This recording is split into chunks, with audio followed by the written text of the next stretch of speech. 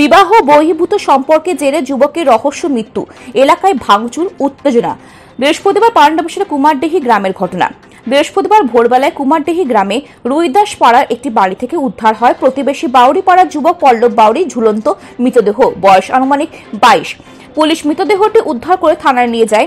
বাড়ির লোককে না জানিয়ে মৃতদেহ নিয়ে যাওয়ার ঘটনায় এলাকায় ছড়ায় উত্তেজনা। স্থানীয় সূত্রে জানা যায়, মৃত পল্লবের পাশে পাড়ার এক বিবাহিত মহিলার সম্পর্ক ছিল। রাতে পল্লব চুপিসারে ওই মহিলা বাড়ি যায়। মহিলার স্বামী বিষয়টি দেখে ফেললে ওই যুবককে আটকে রাখে ঘরের মধ্যে। এর কিছুক্ষণ পর ওই ঘর থেকে যুবকের ঝুলন্ত দেহ উদ্ধার হয়। বিষয়টি চাউর হতে ছড়ায় উত্তেজনা।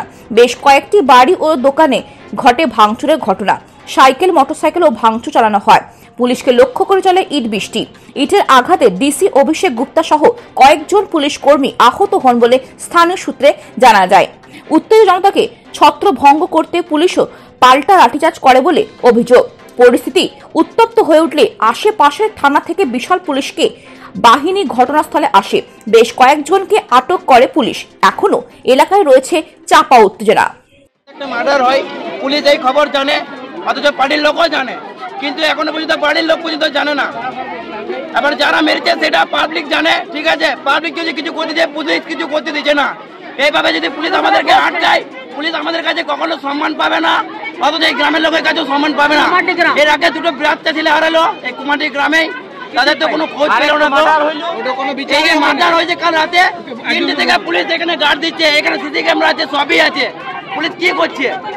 আপনারা কি চাইছেন এখন? আমরা চাইছি মরণে বদল মরণ, ভাই ওরা শান্তি চাই, আমরা ওদের শান্তি চাই, বাস এতটুকুই। আর আমরা কিচ্ছু চাই না, বাস ওদের শান্তি চাই।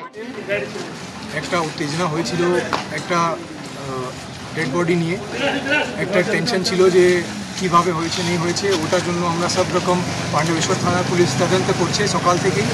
তো সেই জন্য আমরা এটাই বোঝাচ্ছি, লোকাল মানুষকেও বারবার বোঝাচ্ছি। তো এখন অনেকজন বুঝেছে এই জিনিসটা। যে भी অভিযোগ আছে আমরা থানাতে কমপ্লেন্ট করে কেস করব, ইনভেস্টিগেশন হবে, তদন্ত হবে, সব একদম। কতজনকে ধরা হয়েছে এখন পর্যন্ত সেটা আমি সব থানাতে গিয়ে বলবো আমরা, কিন্তু কোনো রকম উত্তেজনা এখন নেই হয়, এটা প্রথম জিনিস আমরা চাইছি। আর মানুষকে এটা বোঝাতে চাইছি প্রথমে যে এইসব উত্তেজনা করে কোনো লাভ নেই। আমরা তো সব রকম কমপ্লেন্ট নিচ্ছি, তো যে भी কমপ্লেন্ট আছে ওটা নিয়ে কেস হবে, ইনভেস্টিগেশন। কতজন পুলিশ ইনজিওর্ড হয়েছে স্যার? এখন 4 জন ইনজার্ড হয়েছে।